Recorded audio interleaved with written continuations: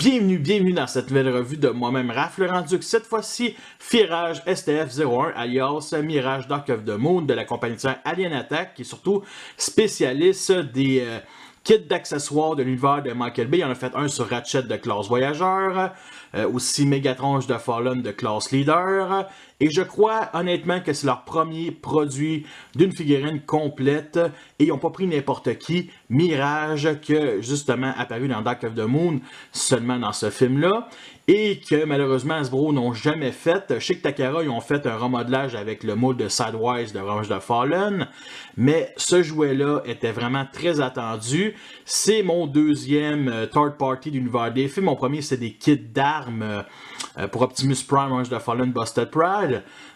Et celle-là, c'est ma première figurine au complet et ça risque d'être ma seule aussi.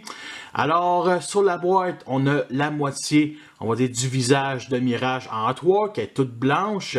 Ici, c'est bien entendu le nom, avec un logo qui a l'air d'être le logo de la compagnie tiers Alien Attack. Je suis pas vraiment sûr.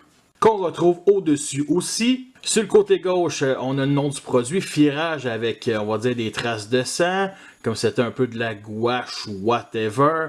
Honnêtement, ça me fait vraiment peur. Sinon, il y a ici l'adresse email si vous avez un souci. Moi, j'en ai aucun, donc ça me sert à rien. Sur l'autre côté, Alien Attacks, et c'est écrit un TIE 4 Future avec encore une adresse email.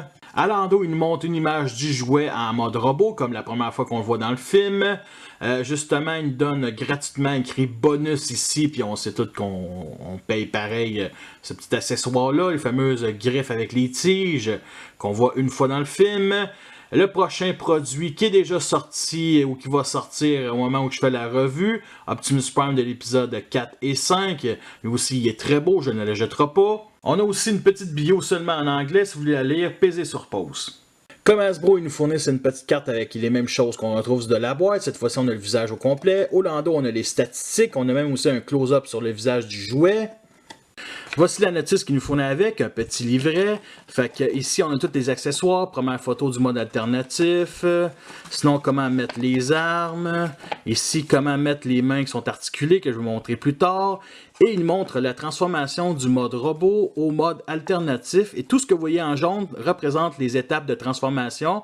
Et je ne vous mentirai pas, j'ai eu un peu de la misère. Et habituellement, j'écoute les revues. Mais non, j'ai juste checké la notice et j'ai eu aucun souci. Très bien expliqué, très bien démontré. Hasbro devrait s'en inspirer. Vraiment, là. Il se fait appeler Dino dans le film, c'est un surnom donné par Sideswipe. Pour moi, c'est carrément Mirage, son vrai nom. C'était son nom dans le jeu Dark of the Moon et aussi les vidéos qui se passaient avant. Le jour où il va y avoir une suite Transformers 5 et au moment où je parle, c'est annulé, ben son nom officiel c'est Mirage parce que s'il y aurait eu une suite, il y aurait eu un personnage qui serait appelé Mirage, je l'aurais appelé Dino tout simplement. Mais vu qu'il n'y a pas de suite, j'ai raison et vous avez tort. Et les premières photos qu'on a eues, nous le comparaient immédiatement avec les masterpieces comme Bumblebee et Optimus Prime. Et au fur et à mesure que les photos avançaient, tout ça, ils continuaient toujours à comparer avec ceux-là. Ça me dérange pas, fait que je me dis il est destiné à cette gamme-là, MPM. Et dans une revue, celle de MGO, ben, il comparait tout de suite avec un Deluxe et c'était de la même grandeur d'un Deluxe. Pourquoi tu nous compares des photos avec les MPM, tabarnak? C'est des photos de Deluxe qu'il y a depuis le début qu'il aurait dû faire, cette gang d'ignorants de calice. En tout cas, bref, je l'ai acheté à cause qu'il était de classe Deluxe et s'il était plus gros, jamais je l'aurais acheté. Le modèle alternatif de base, c'est une Ferrari 458 Italia 2010. Alien Attack avait pas les droits, fait qu'il manque vraiment un petit logo de Ferrari ici sur le côté à l'avant et ici sur le capot. Pour les couleurs, on retrouve un rouge pétant qui est magnifique. Sérieusement, ça fait vraiment objet de collection. J'avais vu même des photos qui le montraient orangé. J'avais un petit peu peur, mais quand je l'ai eu des mains, je n'ai pas eu peur. Alors, on a les jantes ici en forme d'étoile qui sont aussi magnifiques, de couleur silver. Les phares à l'avant sont de couleur silver et sont recouverts par une partie transparente. Comme vous pouvez constater, sérieusement, c'est très beau. Sinon, on a du noir peinturé pour toute la partie ici. Qu'on retrouve à l'arrière, ici et là. On a du silver pour les pots d'échappement. Et pour les phares, On a ici deux pièces transparentes, une rouge et une à l'intérieur de couleur blanche. C'est assez spécial à l'œil nu. Je suis pas fan, mais je trouve ça vraiment unique. Alors, du point de vue dessus, on a toute cette partie-là ici qui est de couleur rouge qui sont peinturées. On retrouve aussi du noir. Alors, pour les vitres, c'est du noir fumé transparente, mais quand même, on voit à travers, comme les parties du collet. Sinon, un semblant de moteur ici. Honnêtement, j'adore ça. Et vous remarquez l'énorme point négatif à mode alternatif. Les deux trous ici, c'est dégueulasse. Et du dessous, on va se dire, aucune partie du robot sont cachées. Habituellement, les pneus sont de fait de plastique, tout à fait compréhensible. Et là, cette fois-ci, non. Alors, c'est mon premier Transformer avec les pneus en caoutchouc. Et honnêtement, c'est vraiment génial à voir ça. On peut même les enlever si on veut. Comme vous pouvez constater, aucun souci de roulement. En 2011, Hasbro n'avait pas les droits pour une Ferrari. Par contre, en 2015, oui. Fait que le voici à côté de Dead End Commoner Wars de classe Deluxe. Et le voici en comparaison avec toutes les Autobots de Dark of the Moon. C'est comme vous pouvez constater, c'est vraiment de classe Deluxe. Alors, il manque peut-être un Willy de classe Légion qui est sorti en Age de Fallen. Mais honnêtement, ils sont tous là. Nous sommes rendus à la transformation. Elle n'a pas vraiment quelque chose de compliqué. Il faut juste savoir les étapes en ordre. C'est sûr que la première fois, tu galères tout le temps. Sinon, la transformation ressemble énormément, mettons, Bumblebee, Sidewise, Ange de Fallen. En gros, quand le devant du véhicule devient le torse, ça ressemble énormément, mais juste avec beaucoup plus d'étapes. Et le résultat est vraiment magnifique. Alors, la première étape, c'est de détacher ici le devant de la portière, ainsi que l'arrière. Qui est assez difficile, je ne mentirais pas. Au bord, même affaire. Ça. Simplement. Et on étend vraiment vers l'extérieur, comme ceci. On va venir tout détacher ici l'arrière du véhicule. Par contre, c'est quand même un petit peu difficile. Et c'est là que moi, j'utilise une technique chinoise. Utiliser un couteau pour élargir ici. Et vous voyez qu'avec cette arme blanche là, je réussis à détacher. Sacrément, ça a bien l'air que j'en ai besoin encore. Bon, juste ça comme ça. Et on vient ici pivoter vers le haut pour l'instant. On va venir détacher ici toutes les deux parties rouges latérales comme ça. Et ça va nous permettre de déplier toute la partie de la jambe comme ça là. Alors, on déplie l'autre jambe ici. Et on n'oublie pas aussi de tirer les jambes pour qu'elles soient droites. Fait que là, on va venir former la cuisse. C'est bien simple. Vous voyez ici, ces petits picots-là. C'est pas pour mettre dans ce trou-là, c'est pour se mettre à gauche de ce peg-là. Fait qu'on vient l'installer ici. La fameuse roue, on vient juste la lever un petit peu. Et cette partie-là, on la déclipse et on la pivote pour la mettre juste derrière la roue, tout simplement, pour former une bonne cuisse. L'autre bord ne fait pas exception. On vient installer, placer la roue comme ça et déclipser cette partie-là et la remettre à l'arrière, tout simplement. Fait qu'on vient ici déployer, on va dire, les pieds, ainsi que les mini-talons ici. Bon, parfait. L'autre bord. C'est du métal en passant. Du bon vieux die-cast comme dans le temps. Et là, on peut le mettre debout. Alors, pour les mollets ici à l'arrière, il faut les descendre sur cet angle-là. C'est 4 petites pièces qui sont toutes indépendantes. Celle ici, comme ça. Et il y en a 2 ici qui sont 2 petites tiges. Qui sont toutes indépendantes, comme je dis. Fait qu'il faut les rabaisser à fond. C'est ce qui donne à peu près le look officiel. Et c'est pas mal, on va se dire, mais c'est juste des mollets, là. Mais en même temps, Mirage, il est comme fait un... La manière dont il est fait, c'est comme... Comment je pourrais dire ça? Il est comme fait un peu comme Flash. Ou Blur. Il est fait pour montrer une certaine Imitation de la vitesse à travers son mode robot. Je sais pas si ça se dit ça. Imitation de la vitesse. Ça se dit. Des fois, je pense que j'invente des astis d'expression qui veut rien dire. Puis elle ne fait pas exception. Fait que ça donne à peu près ce genre de look-là. Et honnêtement, moi, je trouve ça cool. On vient pivoter ici la fourche 180 degrés. En même temps, on pivote ici l'arrière du toit. Et on le met comme ça. Alors, on vient ici plier ici à l'intérieur toute cette partie-là, comme ça. Voyons, ça veut pas. Tout en pivotant vers le bas les deux jambes et on clipse le tout pour l'instant.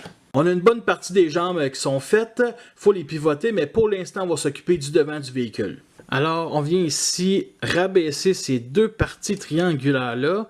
Et on vient ici les pivoter et mettre sur cet angle-là, tout simplement pour l'instant. Et on détache ici la partie du pare-choc avec le capot. On vient rabaisser cette partie-là et là, on détache le capot ici vers l'avant. Comme ça. On déclipse la roue et on la pivote à l'intérieur. Fait que on déclipse l'autre roue et on la pivote à l'intérieur, juste au-dessus de la tête. On déploie ici le bras à l'extérieur tout en dépliant. Alors nous revenons sur le point de vue du backpack. Justement, on le lève, on pivote ici la fourche 180 degrés et on rabaisse ici le backpack. Justement, le capot ici à l'avant, on vient le rabattre tout en le pivotant ici sur la vitre. Et les deux parties du collet que vous voyez, ben, on doit les reculer et les écarter pour vraiment former un trou pour que la tête puisse passer. Alors, avant de plier ici le devant du véhicule, ce qui va venir accrocher le torse, on va dire verrouiller, c'est le petit trou ici sur le milieu de la jante avec ce petit picot-là. Fait qu'on vient plier ça et on vient... Là, on va lever ici cette partie-là et on vient... Il faut gosser un petit peu. Parfait, c'est accroché. On place droit ici les bras, comme ça, la main. Parfait. On vient aussi juste les rabaisser. Et là, on va venir détacher ici cette partie-là, qui est juste derrière les phares, qui est vraiment un peu difficile à détacher. Mais ça, il faut juste la baisser un petit peu, comme ça. Et parfait, on l'étend à l'extérieur. L'autre bord, c'est la même affaire. On baisse comme ça et on l'étend à l'extérieur. Et on remonte ici les bras. Alors, avant la transformation, il y avait cette partie-là qui s'avait détachée, elle était du mauvais bord. Là, je l'ai mis du bon bord, fait qu'on la rabat. Le côté silver est face à nous. Et on vient accrocher ces deux parties-là ici avec les parties, ou plutôt la partie des abdos. Comme ça, avec le petit picot. Et on vient l'accrocher.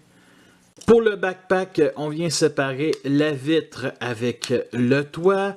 On rabat ça ici vers le haut et on glisse toute la partie de la vitre à l'intérieur du toit comme ceci. On rabaisse cette partie-là. Parfait. On vient séparer ici l'arrière en trois parties et on vient pivoter comme ça et ça se clipse avec ce mini picot là tout simplement. Et en parlant de picot, on vient l'installer à l'arrière avec ce minuscule picot là derrière la tête. Il y a un minuscule trou que vous voyez sûrement pas à la caméra, mais on vient l'installer. Voyons, excusez, c'est long. Parfait, comme ça. Là, ça n'aurait pas de se dépluguer ça. Et on vient installer ici les portières dans ce minuscule picot-là, comme ça. Et on vient lui mettre ces deux épées ici dans ce minuscule trou, comme ça là. Et le voici en mode robot, et cette figurine-là est vraiment un chef-d'œuvre, ok? Cette figurine-là est la perfection, c'est ce qui ressemble dans le film Dark of the Moon. Il est pareil, là. Il est vraiment pareil. Il n'y a rien qui me fait penser qu'il ne ressemble pas. C'est vraiment le mirage que j'attendais depuis tant d'années. Pour les couleurs, on retrouve un rouge pétant. Justement, ici sur les pieds, c'est peinturé. On retrouve aussi du silver ici au genou. ainsi que les pièces à l'intérieur, comme une genre d'impression de roue ici, justement, et à l'extérieur, comme vous pouvez constater. Bien entendu, il y en a aussi sur l'arme ici que je vais montrer en détail dans quelques instants, et ici sur la pièce triangulaire. Et on a aussi du doré pour chaque bout des doigts. Encore ici le contour de cette roue-là, et bien entendu l'intérieur, juste le petit bout ici au milieu, ici sur l'arme, et aussi sur les épaules qu'on retrouve ici. Et c'est à peu près ça, et on a une couleur beige, on va dire caramel ici pour l'articulation du coude. On retrouve bien entendu le noir et du gris foncé, surtout à l'intérieur, on va dire des parties comme les tibias, les bras et la main, et ici l'intérieur du torse. Et on le retrouve ici peinturé sur chaque bord du tibia avec le milieu doré. Et sur sa tête, on a 2 yeux bleus, une bouche de couleur silver qui est un peu plus foncée que le silver qu'on retrouve un peu partout sur la figurine. On a ici du gris foncé juste au milieu de la tête. Et bien entendu, pour ces petites oreillettes d'Astérix, du noir. Alors, elle est vraiment bien exécutée, il n'y a aucun souci. Mais moi, j'ai jamais vraiment aimé la tête de Mirage dans l'univers des films. J'ai toujours trouvé que c'est un mélange entre celle de Démolition du même univers et une face de chaton. Alors voici une des 2 lames qui nous fournit avec du silver ici avec une partie creuse. Pourquoi? J'en sais rien. Et vous remarquez aussi que ça me rappelle un piano. Donc il peut, pendant qu'il se bat, jouer du piano, le chanceux, sérieusement. Et là, j'essaie de montrer avec le reflet des écriteaux cybertroniens ici. Et c'est magnifique. Puis elles sont sur les 2 bords, comme vous pouvez constater. Là, ici, il y a le bord des vis. Fait que l'autre bord... Ici, on a du doré, du gris foncé. Ici, c'est magnifique. Et ça peut permettre de se pivoter comme on veut. Comme ça, sur cet angle-là. Et c'est pas tout. Le petit picot ici, on peut le monter et le descendre comme ça. Alors, cette articulation permet vraiment de déployer comme ça, de le mettre en plusieurs positions. C'est vraiment génial. Alors voici l'autre arme qui nous fournit avec, qui est un bonus à ce qui paraît. On est tellement chanceux d'avoir ce bonus-là. Honnêtement, c'est de la bullshit. Alors, c'est les fameuses griffes au bout de lasso, qui est une idée géniale. Fait que ici, c'est articulé, comme vous pouvez constater, comme ça. Fait que ça peut vraiment s'ouvrir, ça peut venir... admettons, prendre un transformer comme ça, c'est vraiment génial, sérieux. Il aurait pu tellement nous faire ça limité, nous faire ça quelque chose de fixe. Et ici, il y a 3 petites affaires comme c'était sur un stand, comme ce serait une fusée qui partirait dans l'espace. Et c'est une bonne idée, ça, une fusée griffe, là, pour de vrai, ou un lance-roquette, ou une roquette griffe, là. Maudite idée de marde. En tout cas, bref, et les fameuses tiges de plastique qui nous rappellent celles qu'Hasbro nous offre avec des produits officiels, ou qu'on tourne, en tout cas, il me semble, non, avant c'était ça, aujourd'hui, il me semble que c'est rare qu'on voit ça. Alors, elle peut aller dans n'importe quelle direction, puis la qualité est là, là. Moi, j'ai pas peur que ça va casser. Fait qu'on peut faire, je sais pas, un lapin, ou... un Pokémon, là. Diglity, bref. Alors pour venir l'installer dans le petit trou ici dans l'avant-bras, on doit déplacer cette partie-là sur cet angle-là et on vient mettre le bout ici en forme de U ou de V, en tout cas quelque chose qui ressemble à ça, et on vient le traverser et le pivoter. Et là, on peut vraiment venir le connecter dans le trou comme ça. Ce qui peut permettre aussi de faire une imitation d'une de mes scènes d'action préférées de Dark of the Moon, la poursuite sur l'autoroute.